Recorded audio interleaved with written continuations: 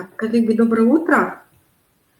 Я включилась пораньше на 2 минутки. Давайте проверим, слышно меня, видно меня. И напишите в чат, пожалуйста, плюсик, если все слышно и видно.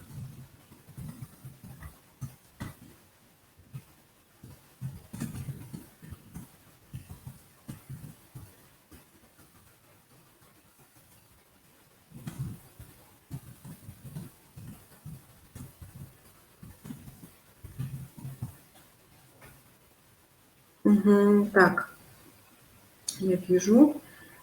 Елена, слышно и видно, да? Но не видно.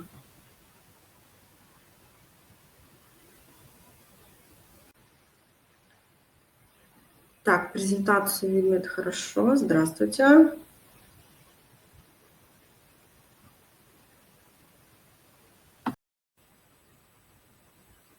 Так, вот сейчас видео видно, скажите мне, пожалуйста.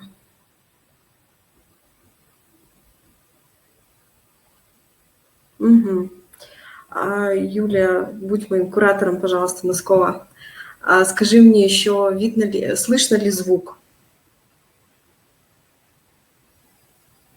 Ага, все отлично. Угу.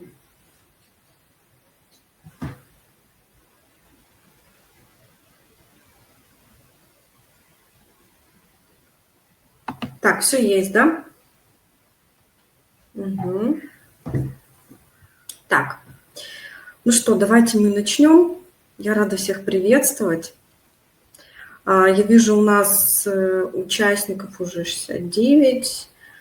И кроме, есть и женщины, и мужчины, да, преподаватели. Значит, сразу хочу сказать, что мои материалы, они направлены больше на женскую аудиторию, на учителей технологии обслуживающего труда, как это принято было раньше называть. Но для педагогов мужчин мы рассмотрим с точки зрения методики вот все материалы, которые я сегодня для вас подготовила. Так, я сейчас включу маленькую шпаргалочку для себя. Угу. Так, значит, для себя я выделила такую цель вебинара. Это показать вам те дистанционно-образовательные технологии, которые разработаны учителями и которые разработаны на федеральном уровне. Значит, давайте мы перейдем на следующий слайд. Значит, план вебинара сегодня такой. Я вам покажу федеральные информационно-образовательные ресурсы. Мы просто их пройдем, какие у нас есть на сегодняшний момент. Вы наверняка знаете, что их не так много. И покажу информационно-образовательные ресурсы учителей технологии. Среди них я затрону сайты с сетевыми уроками, тематические сайты в рамках предмета, информационные сайты и элементы уроков покажу, которые коллеги мне позволили представить. Дали разрешение, так скажем, на них. Итак, значит, наверняка вы знаете федеральный такой ресурс, как Российская электронная школа. Он составлен, занятия представлены с 1 по 8 класс. Значит, занятия соответствуют ФГОСам. Я, в принципе, сама их использую тоже для 5 класса. Но вот напишите мне, пожалуйста, в чат сейчас, есть ли у вас учебники новые, которые включены в перечень. Я знаю, что новый учебник вышел под редакцией Казакевича. Скажите, пожалуйста, напишите плюсы мне, пожалуйста, есть ли у вас он уже в школе. Работаете ли вы по нему или не работаете? Кто-то не работает, да? Предполагая такую ситуацию, что не у всех есть такие учебники, и не все пока их закупают, или в будущем будут закупать. Значит, я предполагаю, что Российская электронная школа, не все мы можем потребности удовлетворить. Только 5 класс – пока не перешли.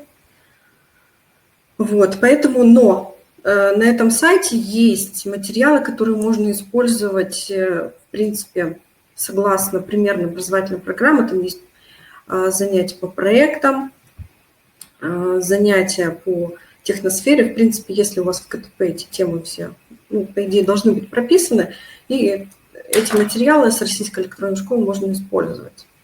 Значит, кроме того, я сама работаю в 10-11 классах, и поэтому это программа по ФКГОСам еще, и поэтому выделила два таких популярных ресурса, где можно получить информацию, да, скачать ее. Это цифровые образовательные ресурсы, единая коллекция, там есть разработки, и единое окно – это бесплатная библиотека электронных ресурсов. Вот на этих двух ресурсах есть презентации, есть документы, которые можно использовать. Пишут, что в РЭШ у парней только 7 класс открывается. Ну, я, честно говоря, не анализировала там все уроки, открываются, не открываются, но я видела, что некоторые уроки в разработке, действительно, да. Так, по федеральным это все. Да, пишут еще, что не открывается единая коллекция. Ну, не знаю, я вчера открывала, у меня все работало. Может быть, подвисает то, что сейчас наплыв очень большой. Так, давайте мы дальше перейдем. Значит, по федеральному у меня все это, ну, как бы я минимум для вас сделала, который, в принципе, вы можете сами посмотреть. А второй блок я хотела бы с вами поделиться информационными образовательными ресурсами учителей технологии. Значит, эти ресурсы подготовлены у меня, значит, с разработок учителей технологии, магистрантов, студентов. Эти конкурсы представлялись на конкурсе различные, методические эти разработки.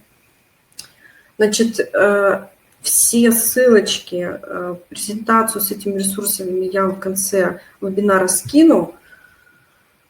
Ага. И, значит, первый ресурс, который я вам хочу показать, это сайты с сетевыми уроками. Да? Чтобы понимать, что это такое, я вам на слайде представила понятие, да, что такое сетевой урок, ну, точнее, что в него входит. По мнению Казакова Людмилы Геннадьевны, это кандидат педагогических наук, доцент кафедры технологий, методики преподавания технологий Пермского государственного гуманитарно-педагогического университета, она под сетевым уроком понимает учебный материал для ученика, выстроенный в соответствии с логикой традиционного урока. Также сетевой урок может быть разработан как конспект урока, но это уже мои слова, выложенный в облако. Людмила Геннадьевна выделяет следующую структуру сетевого урока. Там должна быть цель урока, тема, простите, класс, цель, сформированная для ученика, информация для изучения в виде текстов, изображений, таблиц, видеофрагментов, рисунков и так далее, презентаций. Интерактивные элементы должны быть, карточки задания, или игры, или пазлы, или тесты. Это вот все, что в последние 2-3 недели в вебинарах Крюро рассказывала, да, про эти все сервисы, в которых можно эти элементы сделать. И список информационных источников. Пишут, что зависло, у меня все нормально. Коллеги, пожалуйста, напишите, у всех ли зависло или кому-то видно. Ага, хорошо, все видно. Так, значит, почему я, значит, останавливаюсь на этой форме? Мне кажется, она более сейчас для нас актуальна, как для технологов, потому что мы можем с помощью этой формы разработать свои уроки на каком-либо ресурсе, да, например, на своем персональном сайте, выложить его туда и уже туда включить задания, как с федеральных ресурсов, или свои разработки, или разработки коллег мы можем туда включить. То есть мне кажется, с моей точки зрения, вот что эта форма, она более такая динамичная, можно ее как бы туда включать, не зависеть от какого-то одного ресурса, да, а использовать все ресурсы, объединять их, менять местами где-то, вот эти все задания. Угу, все, спасибо, я вижу, что все видно, слышно. Так, напишите, пожалуйста, еще в чат, создавали ли вы сетевые уроки, используете ли, может, у кого-то есть сайты с сетевыми уроками уже.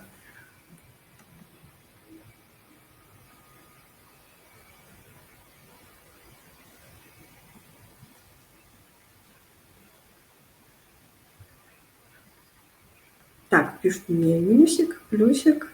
У кого-то есть. Вот, Иван Валерьевич, пожалуйста, если вы не против, скиньте, пожалуйста, свой персональный сайт в чат.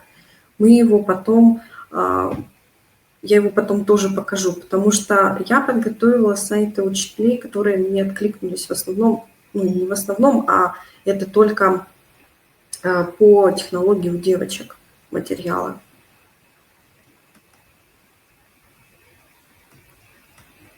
На учебе. Угу, делали. С понедельника уже пишут, работаем. Ну, работаем, да. Я имею в виду именно сайты с сетевыми уроками, либо вот прям разработки ваши. Ага, пишут, что через платформу создавали. Хорошо, ладно, я поняла, да. Так, хорошо, спасибо. Кто-то создавал, кто-то не создавал. Через Discord плюс тесты пишут. Да, платформа есть такая. Так, хорошо. Давайте я еще продолжу дальше. Значит, что мне хотелось отметить. Значит, по структуре сетевого урока вы видите, что это, в принципе, обычный урок, только имеет ту же структуру, только он представлен на какой-то веб-странице, может быть, да. Он имеет структуру обычного урока. Но так как у нас сейчас нет взаимодействия очного между учителем и между учеником, к структуре вот этого урока на страницу на сайте необходимо добавлять. Это мои методические рекомендации, которые я сама использую. То есть помимо сетевого урока в структуре должны быть инструкции. Да? То, что мы обычно говорим детям устно, на сайте или на странице вот такого урока должно быть все прописано. То есть «Здравствуйте», «Я вас приветствую», «Выполните такое задание», такое. Везде должно быть четкое указание. Дальше. Это по ходу урока. Да? В конце многие дают задание итоговое. К нему тоже должна быть четкая инструкция и способ его представления вам. То есть, например, я даю в своей работе, мне дети могут скинуть Google документ или презентацию, или фото тетради, если у них нет, если они не умеют работать, например, с компьютером, с файлами. Дальше. Обязательный элемент – это рефлексия по уроку, так как мы ее тоже делаем устно обычно на уроке, то рекомендуется включить какой-нибудь интерактив на сайт по рефлексии. То есть понравилось, не понравилось, какое у тебя настроение и так далее. Так, Майя, спасибо за ссылочку. Это вы мне скинули такой, это не ваш, наверное, ресурс. Так, следующий, 4 пункт – это форма обратной связи, так как мы не можем с учеником очно пообщаться, поэтому обязательно нужно включать обратную связь. Например, это может быть форма Google, кто знаком, да. Можно написать, что пишите мне через электронный журнал, можно написать, что можете писать мне в социальные сети. Значит, что я еще использую, да, что я заметила в организации дистанционного обучения, лучше всего использовать минимум вариантов, как ребенок может с вами, минимум вариантов по инструкциям. То есть для ребенка должно быть четко вот 1, 2, 3. И во всех этапах урока, и в инструкции, и в форме обратной связи. То есть для ребенка это должно быть удобно и минимум действий содержать. То есть, ну, это вот мое такое замечание. Значит, сейчас я вам покажу презентацию, а потом мы уже рассмотрим с вами непосредственно ресурсы. Я перейду в режим экрана. Так,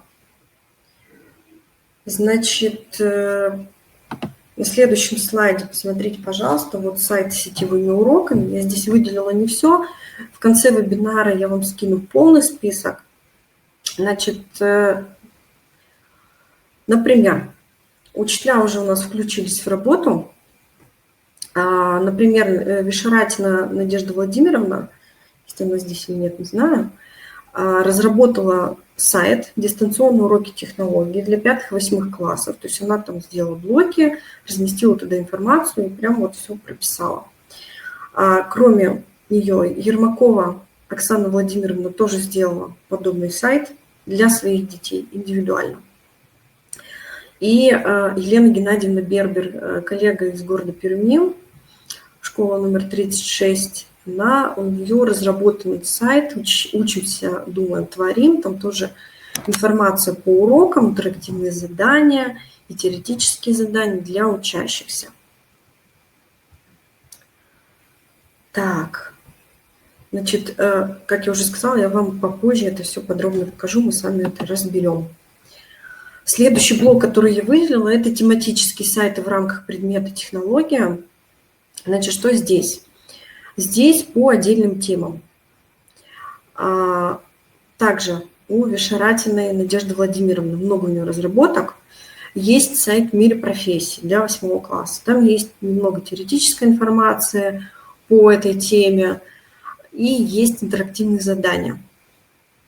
Также у нее есть сайт по доходу и расходу. Там очень интересная игра, которая разработана тоже в каком-то сервисе интерактивном.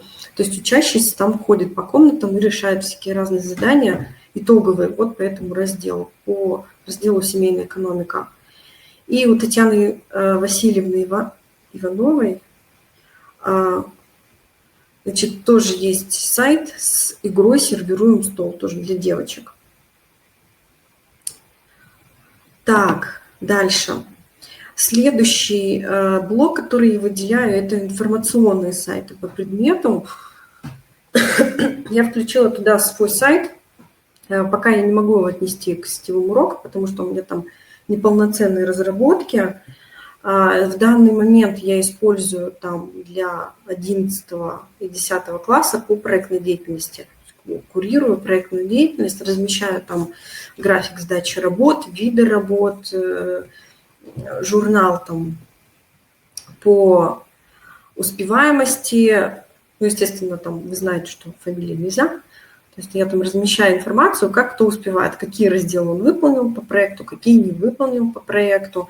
Также у меня там есть справочная информация и информация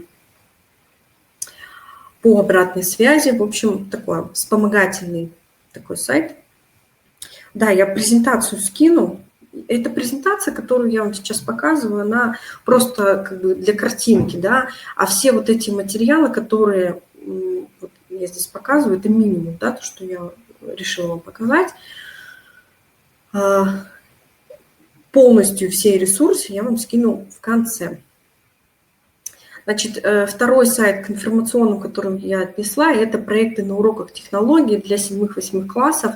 Он разработан, по-моему, Ангелиной Сергеевной Петрова, студенткой еще пединститута. Был разработан сайт в рамках вот ее учебы.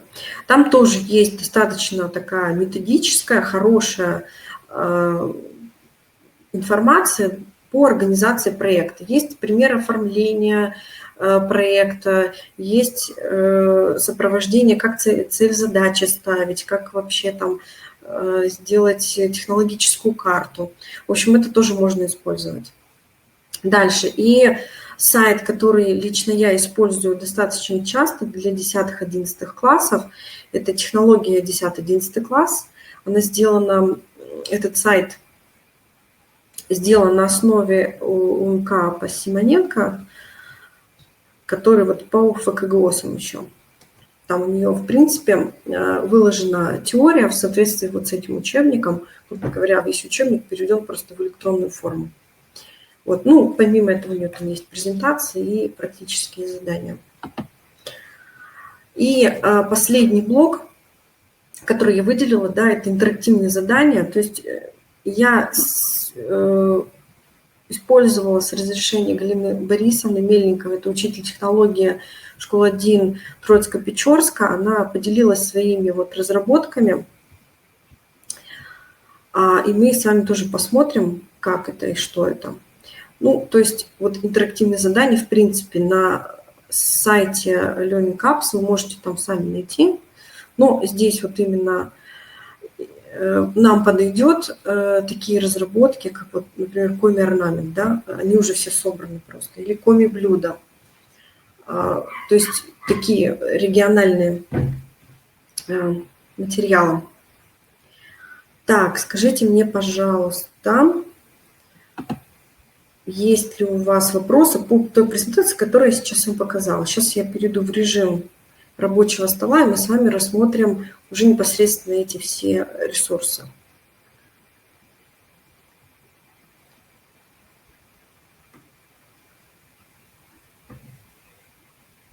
Так, вопросов нет, пишут.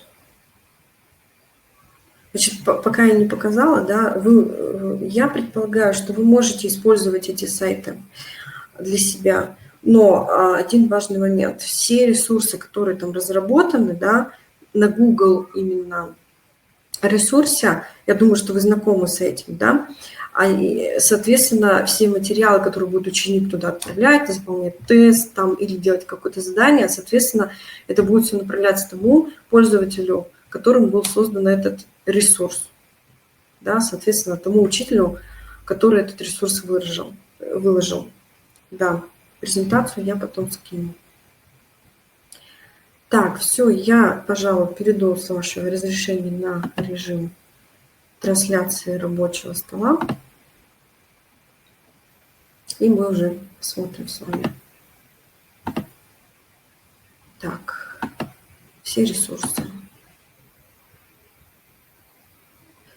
Да, Светлана, я отправлю всем учителям, у которых у меня есть адреса.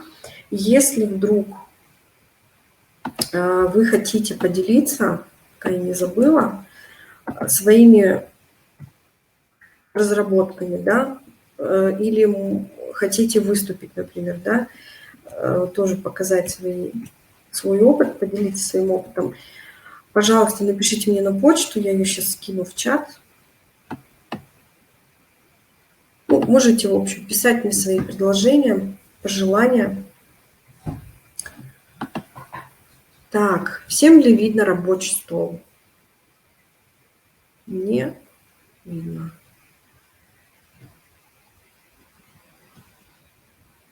Угу, хорошо. Так, значит, первый сайт, который я хотела вам показать, это сетевые уроки по технологиям. Вот, дистанционное обучение, дистанционные уроки технологии.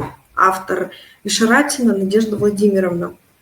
Значит, я открыла тему 5 класса «Здоровое питание». Можете вот посмотреть слева структуру. У меня здесь 5, 6, 7, 8 классы. Значит, что мы с вами видим? Да? Видите, что есть приветственное слово. Да? Здравствуйте, друзья. Продолжаем дистанционное обучение. То есть учитель включает в работу, так же, как на уроке. То есть он это делает просто письменно. Дальше. Чем мне понравилось понравился этот урок. Значит, здесь вот приветственное слово и мотивационное такое задание. Учитель предлагает просмотреть презентацию. Например, в презентации на первом слайде вы видите, да, какое слово нужно вставить вместо знаков вопроса. И картинки с текстом, со смешными стихотворениями. То есть ученику это будет весело, интересно. И внизу под презентацией уже задание. Какое слово нужно вставить вместо знака вопроса? И уверена, что вы ответили правильно, это вредные советы. Ага, у нее, по-моему, там было задание в конце презентации. Или не было. Может, и не было. Так, дальше учитель, смотрите, переходит непосредственно к уроку. Он прописывает, что будет на уроке рассмотрено, какие темы, блоки. И предлагает посмотреть видео. Дальше идет теоретическая информация, которая сопровождается изображениями. Давайте я прокручу немножко. То есть вот та информация, которая заложена по содержанию этого урока, здесь представлена. Жиры, углеводы, минералы, витамины. Все сопровождается с изображениями. Достаточно важный момент, потому что информацию текстовую вообще даже взрослым людям очень сложно воспринимать. Так. Не видно, рабочий стол пишет.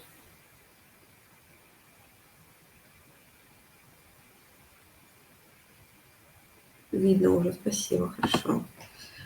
Так, я буду периодически проверять чат, потому что я его не вижу. Так, значит, что я хотела еще здесь показать, да? Это все теория. Дальше учитель предлагает как раз-таки интерактивные упражнения. Если упражнения не оцениваются учителем, он пишет, вы можете проверить их самостоятельно, свое задание, правильно вы выполнили или нет. Так, ответы на вопросы теста по ссылке, ждет еще недели. И вот что еще здесь размещено, да, инструкция для ученика. То есть, возможно, ученик не знает, как сделать задание. То есть учитель здесь предугадывает этот момент и вставляет картинку, инструкцию, да. Так, желаю удачи. Вот видеоурок, интерактивное задание. Сейчас мы перейдем и посмотрим. Ага, их нет. Ладно, давайте на примере другого урока покажу. Интерактивное задание должно быть в другом уроке. Так, вот, здесь есть. Вот, знакомый, думаю, многим сервис Learning Up. Здесь разработаны задания. Вот смотрите, задание прописано, что нужно сделать. В данной базе собраны различные утверждения. Правильное распределение по группам дает возможность увидеть часть основного изображения, а какого помогут определить ваши знания по данной теме. То есть смысл в том, чтобы к категориям, которые выделены вверху, распределить вот эти пазлы. Например, к лицам, приготовляющим пищу.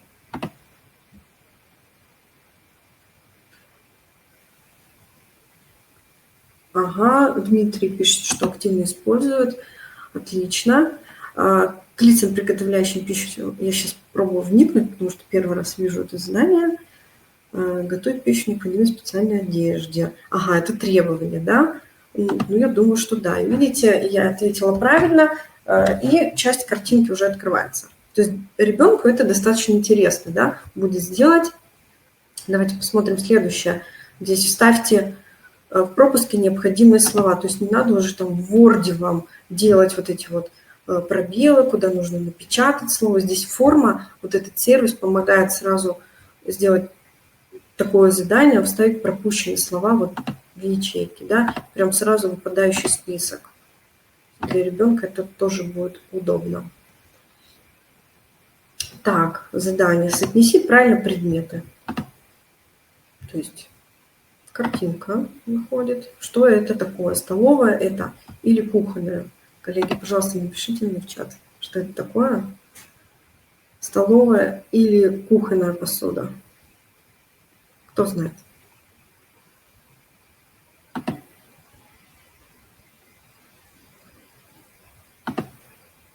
Так, я вижу ответ кухонная.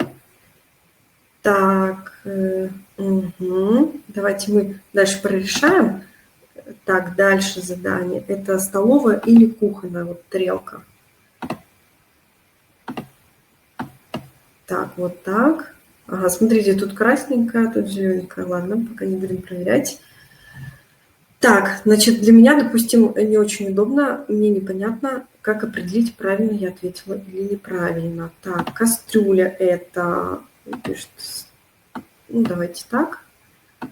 Так-то я наугад понатыкаю сейчас. Не рассчитала, что мне будет не очень сподручно смотреть в чат. Вот так, да.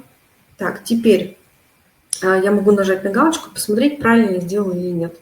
То есть ребенок уже увидит, да, правильно он справился или неправильно. Так, значит, здесь дальше учитель в конце дает рекомендацию по домашнему заданию, дает ссылку на тест и пишет какое-то замечание для себя, то есть предостерегает о чем-то или просит о чем-то. Так, и в конце обязательно, да, вы, наверное, знаете, что заканчивать нужно позитивом. Здесь учитель предлагает картинку. Спасибо за внимание. Будьте здоровы. Желаю вам удачи. Так, хорошо. Это был сайт у Надежды Владимировны Вишератиной.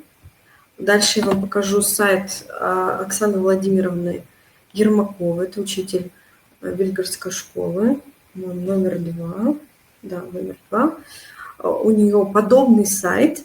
Я знаю, что она преподает по новым учебникам, поэтому у нее вот показываю тему, которая соответствует ФГОСам, социальные технологии. Социальные технологии в учебнике Казакевич – это 5 класс. Значит, смотрите, тоже сетевой урок. Вначале учитель приветствует, дает какие-то рекомендации по связи обратной с учителем, как выполнять, какие задания и когда с учителем можно связываться. И дальше у нее размещен урок. Значит, Оксана Владимировна прописывает, что этот урок 90 минут. Мы знаем с вами, что урок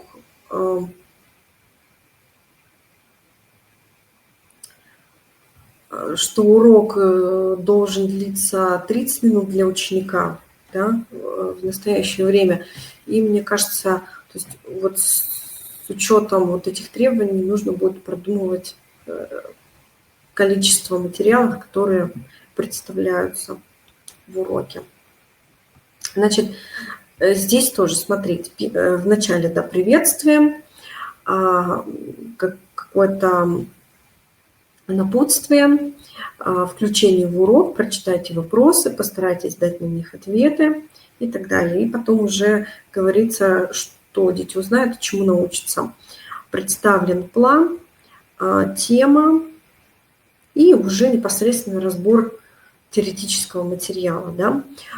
Что здесь, вот это немножечко отойду в сторону, это форма Google, которая новая форма сайтов, которые позволяют вот выделять блоки именно вот этой текстовой информации. Здесь, значит, у нас представлен план, теория, потом блок с физкульт-минуткой. То есть мы на уроке это делаем. Здесь тоже учитель предлагает это сделать.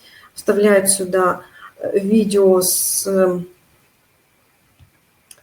танцами, то есть разминочка такая. Дальше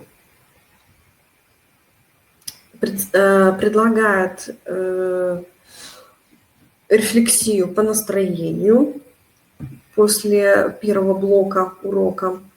и предлагает пойти дальше. Дальше, вот смотрите, о чем я и говорила, в сетевой урок, который вы разрабатываете, вы можете вставить уже ресурсы федеральных сайтов, которые разработаны, да, и здесь как раз-таки нам подходит вот этот урок «Социальные технологии» с Российской электронной школы, да. Здесь размещено видео, и после этого видео задание в тетради. То есть учитель предлагает поработать ученику самостоятельно. Дальше переходит к следующему блоку и предлагает сделать вот здесь самооценка, заполнить табличку, зарисуй смал в тетради, тоже в конце тоже рефлексия по уроку. Так, задание, которое не обязательно для выполнения.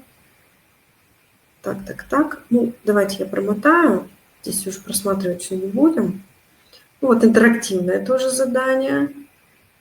И тест, итоговый тест. То есть, значит, напоминаю, что тест, который, вот, если вы хотите дать своим ученикам этот сайт, то будет, соответственно, ответы приходить Оксане Владимировне, а не вам.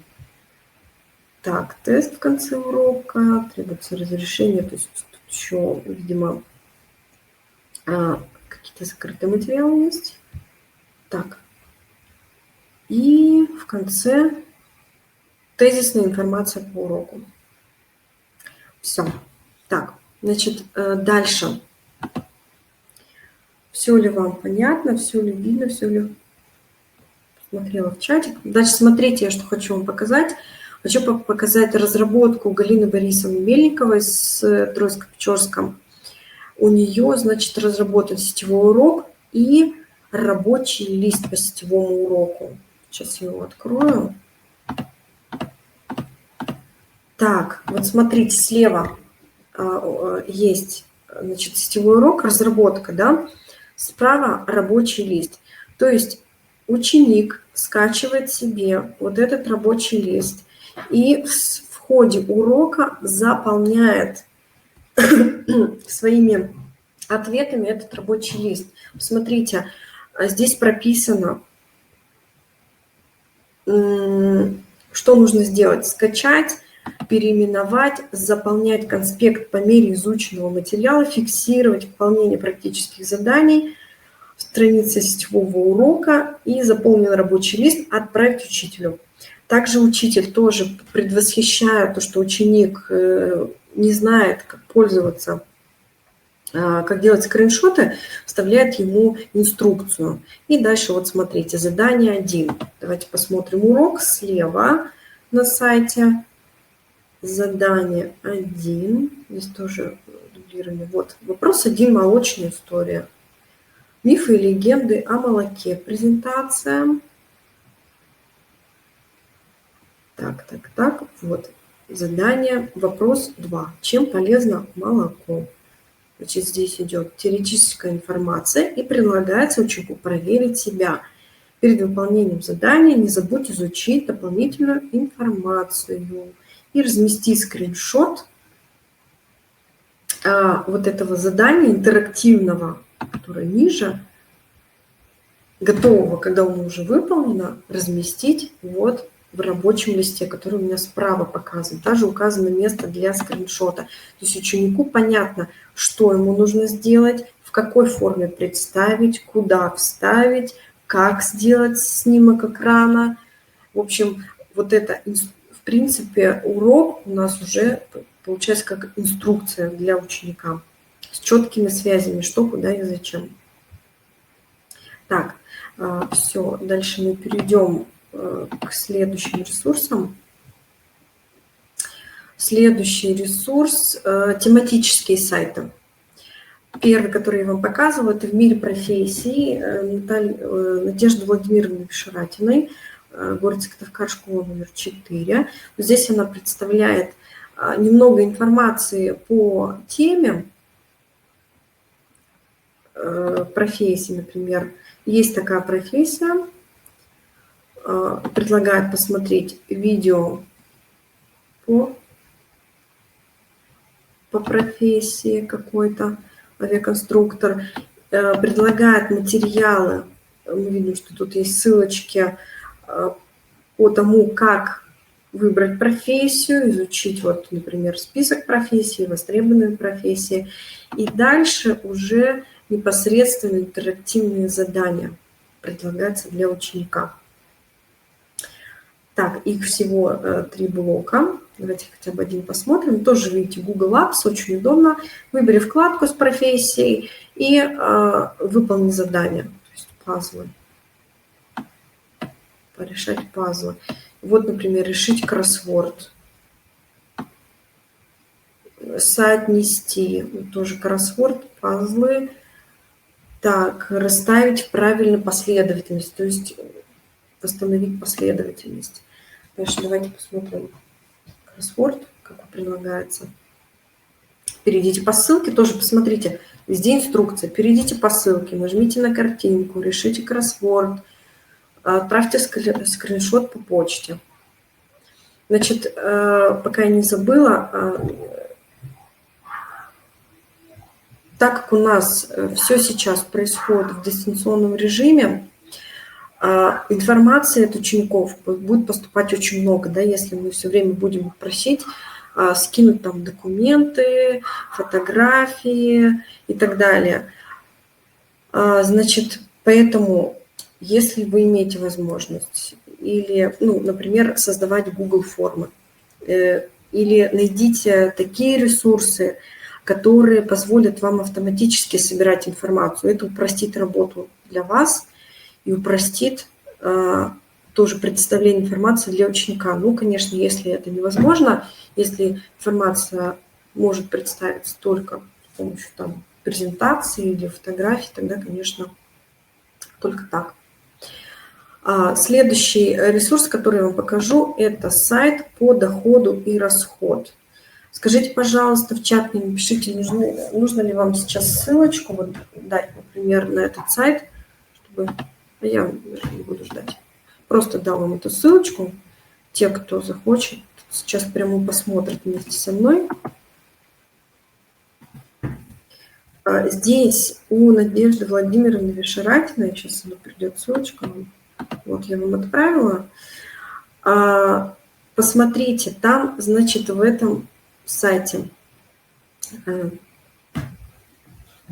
да, я вам все скину. Так, хорошо, вопрос пока оставьте, потому что я не смогу сейчас на них ответить. Мы сейчас посмотрим, быстро я постараюсь, потому что уже мы 45 минут, и потом все вопросы, которые у вас возникли, я на них отвечу. Значит, смотрите, здесь по доходу и расходу, здесь комнаты сделаны учителя, и в каждой комнате предлагается сделать какое-то задание. Это интерактивные комнаты, это как игра виртуальная такая, да, в которой люди, дети, в принципе, привыкли играть. Нужно разложить там вещи в шкаф, подвинуть какие-то предметы, раздвинуть шторку, например, и так далее. Так, сайт, в котором это сделано, вот именно вот эта вот игра, да, вот эти комнаты, ну, вы нажмете потом сами, да посмотрите какой-то сайт. Дальше вот смотрите, тоже можно сделать такую кнопку, на которую можно нажать и перейти в следующую комнату. Это такой интерактивный элемент, что вот ребенок там из одной комнаты переходит в другую с помощью нажатия кнопки. То есть, в принципе, такие элементы, они очень интересны детям. Дальше следующий сайт – это «Сервируем стол». Здесь учитель Татьяна Васильевна Иванова, тоже город Сыктывкар, предлагает станции, по станциям путешествовать. Да? На станции «Сказочная, загадочная» первая. Она предлагает учащимся посмотреть видео, увидеть и написать ей ошибки, которые были сделаны, вот, например, друзьями. Да? Здесь мультик «Винни-Пух». Это достаточно тоже, я думаю, интересно. Детям нравится смотреть и уже непосредственно не просто там читать что-то, да, а именно вот мультики какие-то, картинки. Вот предлагается написать какой-то мультик, что он написан на классной доске, какого цвета цветов на заварочном чайнике, какого цвета и сколько цветов. Значит, смотрите, да, здесь уже вот на внимательность какие-то задания. И вот ошибки при сервировке стола. Я немножко пробегусь. Станция художественная, там, значит, картины представлены, то есть тоже нужно проанализировать картины с QR-кодом. Кто не знает, тут, в принципе, есть инструкции, я думаю. Третья станция – это интересно. Здесь предлагается текст и игровая. В игровой представлен мини-проект для учащихся 5-6 классов. Например, предлагается им сделать презентацию по одной из тем. Например, день рождения, там, какой-то праздник. Также прописывается план работы, пример презентации, также задание на проверку себя и отчет. Написано, что нужно представить, в каком количестве и так далее. То есть все с инструкциями. Так, давайте я перейду дальше. Следующий блок – это информационные сайты. Значит, здесь я вам покажу сайт с проектами на уроках технологий. Вот это студенческая разработка. Ангелина Сергеевна ее разрабатывала, по-моему, в магистратуре. Что здесь? Значит, на первой странице написано, что на этом сайте есть. Для учеников 7-8 класса, прям прямая речь. Если ты ученик 7-8 класса, ты можешь найти модель проектной деятельности, требования к оформлению, классификацию. Также можешь зайти на страницу, это интересно. Вот форум и банк проектов – это, конечно, как модель, да, для сайта, если вы работаете учителем. То есть это пока что такие странички, которые необходимы, если вы работаете. Здесь они представлены просто как макет, модель такая. Так, показывать я не буду, потом сами посмотрите.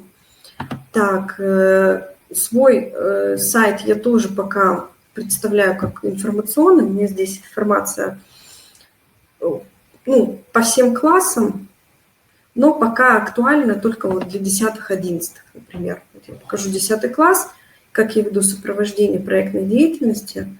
Значит, вот ученик может нажать на 10 класс, попадет на страничку, дальше в раздел проект по технологии.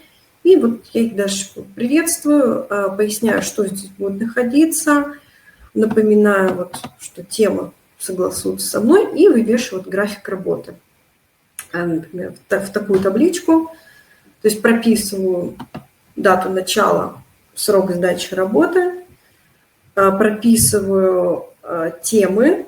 Я скинула все уроки, которые мы проходили непосредственно в очной форме. На каждой страничке, так, давайте я какой-нибудь открою, потом покажу, представляю ту информацию, которую урок, как сетевой урок, да, только без заданий у меня пока, который ученик может самостоятельно еще раз пройти и выполнить то задание, которое нужно вставить в проект. Так, например, структура проекта. Сегодня на уроке мы узнаем, напоминаем тему прошлого урока, цель задач проекта. Предлагаю просмотреть презентацию, сделать конспект и выполнить практическое задание. То есть у меня практические задания именно направлены на частичное разрабатывание проекта, пошагово я их веду. Так, и привожу пример, как, например, сделать задачи проекта или содержание. Также предлагаю им написать мне письмо, например. Так. Еще хотела показать табличку, которую я им предлагаю. В этой табличке я им убрала, конечно, все фамилии. И в этой табличке я показываю, какие этапы и как оцениваю, да, вот зелененько выполнено, не выполнено, частично выполнено и так далее. И пишу сюда комментарии для учеников, именно вот по проектам, то есть по всем. Ну и в конце у меня оценка будет по всем заданиям.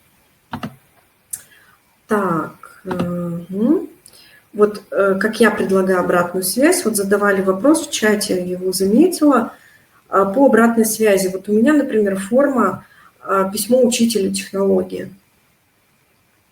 Вы можете вот потом самостоятельно посмотреть. Ученикам я предлагаю связаться вот в электронке, в ВКонтакте. Пишу, как нужно написать, потому что многие учащиеся просто не владеют вот именно этикой общения в сети интернет, поэтому я прописываю тоже. И предлагаю, вот, например, через форму написать мне.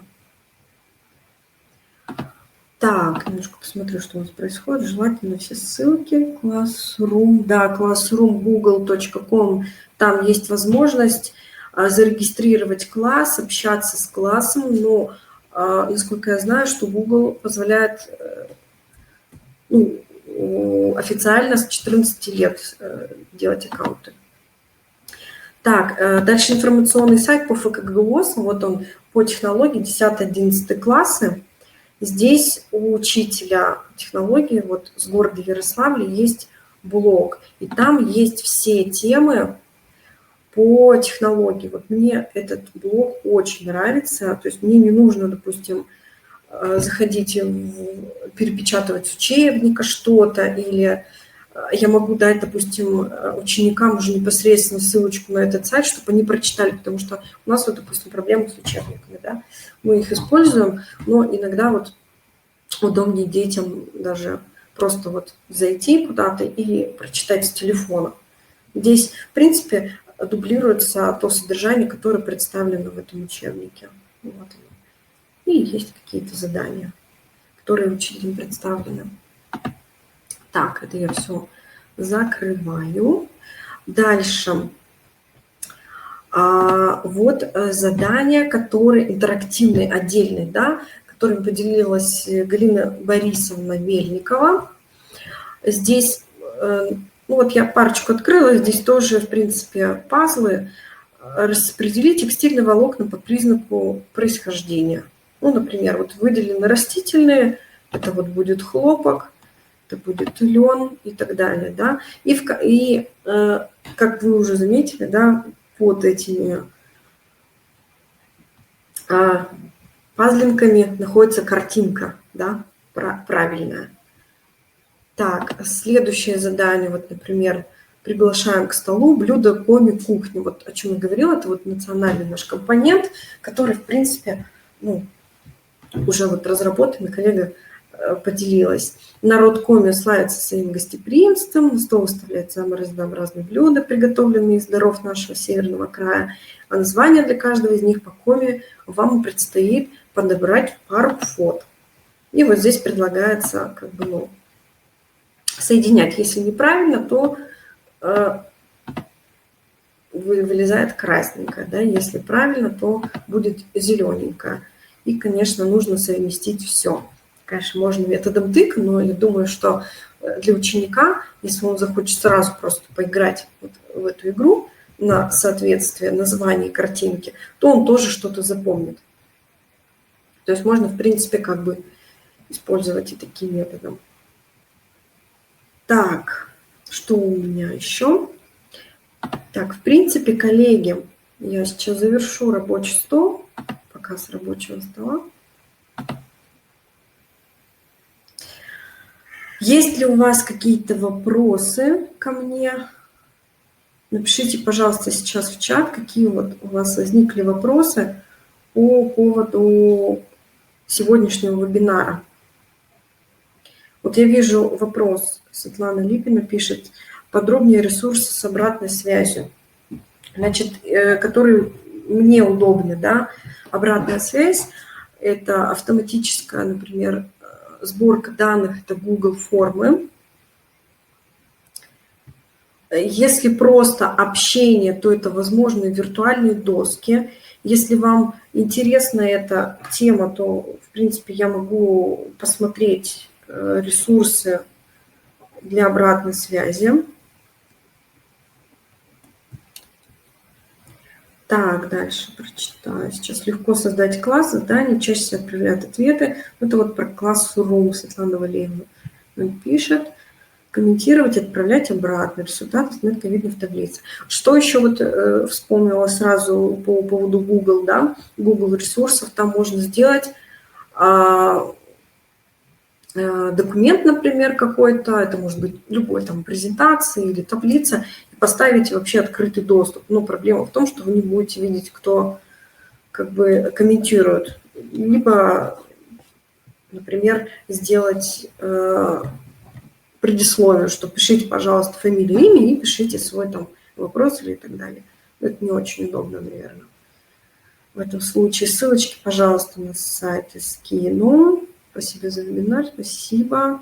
Так, да, еще мне бы хотелось от вас услышать обратную связь. Была ли полезна для вас эта информация?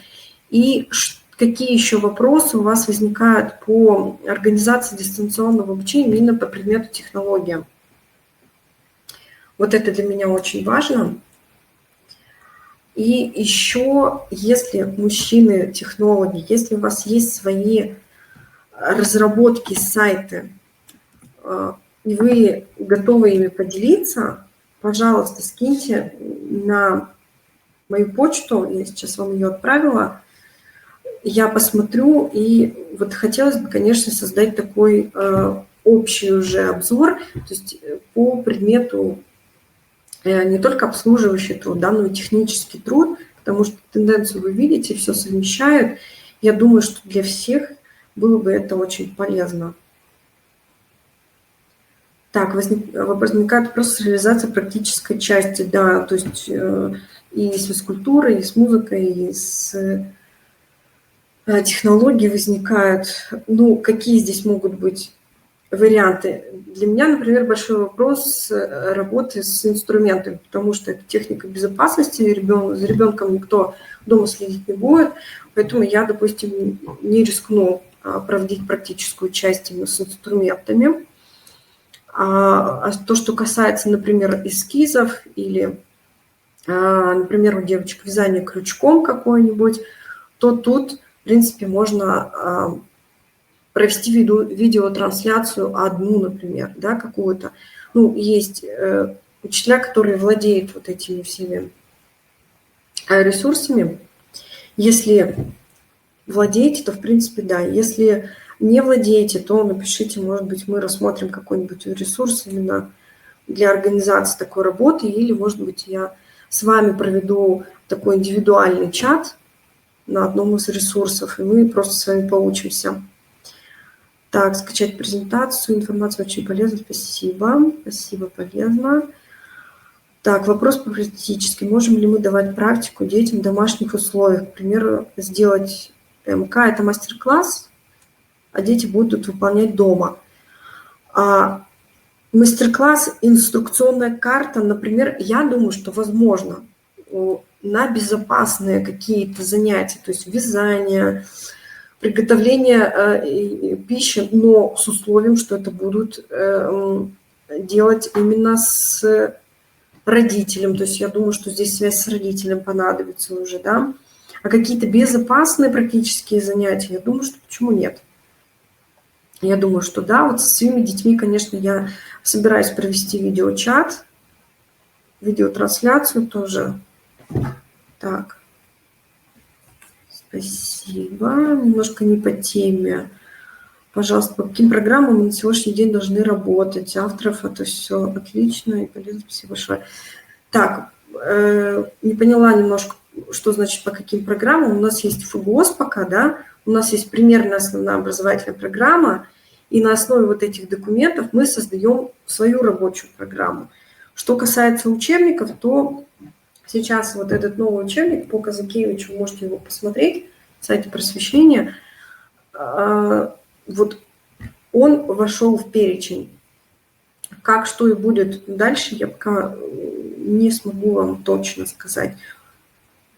Да, есть немножко разница в теоретической вот этой базе, вот по учебникам. То есть у меня, например, нет этого учебника, да, и мне как бы его пока не выделяют. Но это все решаемо, я думаю. Такой труд, да, это очень большой труд. Но я, по крайней мере, вот предлагаю вам попробовать хотя бы одну разработку сделать, да. Вы можете также мне написать там по консультации какой-то, если у вас возникнут вопросы. Мы можем с вами списаться, я могу вас проконсультировать. Кстати, забыла сказать, в презентации, которую я вам скину, значит, пока вы задаете мне вопрос, я сейчас файлики загружу, которые скачать. Как загрузить файлы? Скажите мне, пожалуйста, видно ли файлы для загрузки? Так, потому что вот по поводу большого труда я вам там подготовила 3 инструкции, ну такие как бы без которых некоторые учителя не смогут просто начать, да, то есть там регистрация в Google, как работать по Google диску немножко инструкция по панели инструментов. И Оксана Владимировна Ермакова, она инструкцию подготовила по разработке заданий в Learning Cups, если кому-то нужно. Так, мы общаемся с детьми через платформу Zoom. Да, через платформу Zoom тоже как бы получше, чем Skype, говорят, потому что там нет подвисаний никаких. Лучше, в общем, работает. Так, технику безопасности, ну, можно провести, конечно, да, но контролить вы все равно не сможете их. Пишет требования в дистанционном 5-6 слайдов в подстрочном текст. Там должна быть, вот коллеги подсказывают, да, требования. Скажите мне, пожалуйста, есть ли файлы для скачивания? Презентация, да. Уже скачали, хорошо. Я тогда еще одну загружу сейчас. Там вот все будут ссылочки. Ничего не видно. Так. Она будет называться «Обзор ресурсов для организации дистанционного обучения». Так, презентация обрабатывается. Так. Светлана Ивановна Финюк. Не скачали? Не получилось скачать. Скачали. Да, пока не видно файлов. Попробуйте, пожалуйста, обновить вебинар. Говорят, это помогает. Я еще вот одну загрузила сейчас у меня. Проверьте, пожалуйста. Так. Режимы, файлы. Так, а вот сейчас попробуйте. Должно быть 2 презентации. Да, обзор ресурсов. Презентация вторая называется.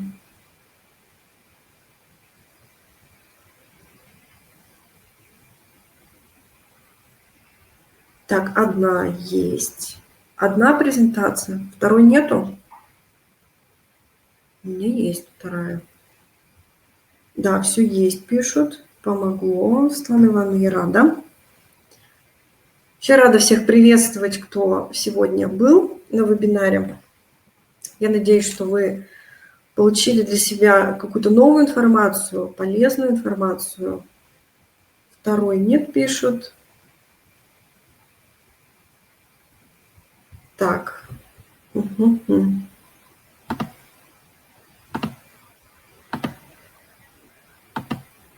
Так, попробуйте еще раз.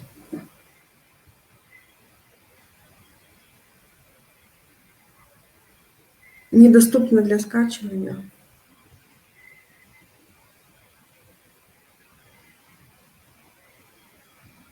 Так, ну смотрите, я вам свой адрес скинула. Если вам очень прям надо, да, вы напишите мне письмо.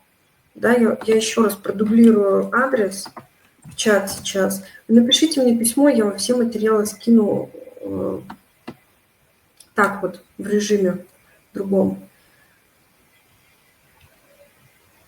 Так, не слышно меня пишут. Так, я сейчас напишу для тех, кто не слышит.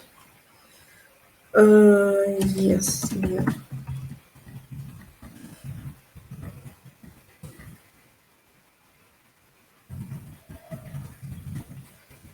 Так.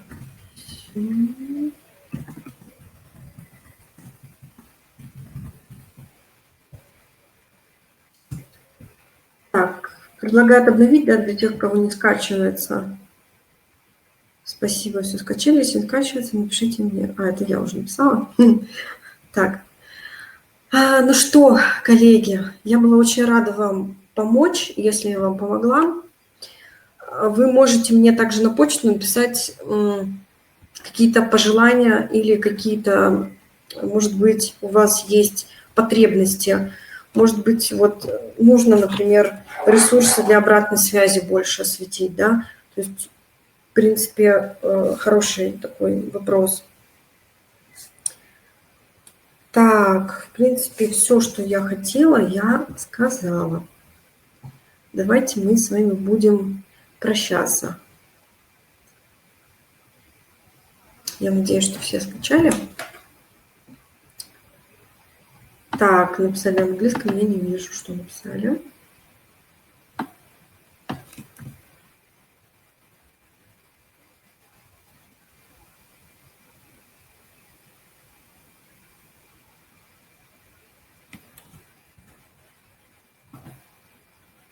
Ага. Все, до новых встреч. Ага, все. Всем спасибо. До свидания. Я была очень рада с вами здесь быть.